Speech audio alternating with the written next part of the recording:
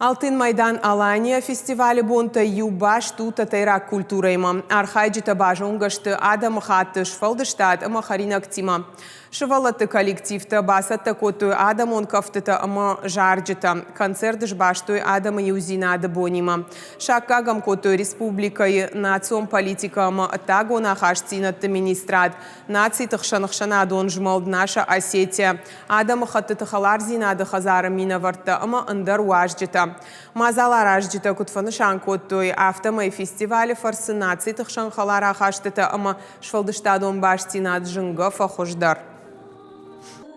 Рады нашим всем гостям. Наше мероприятие называется «В Осетии семьей единой». И здесь присутствуют все председатели национальных обществ, которые живут у нас в Осетии.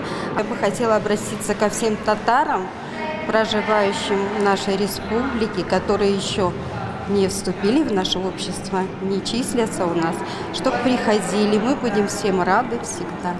Мы были в прошлом году здесь в это же время, и вот второй раз приехали сейчас.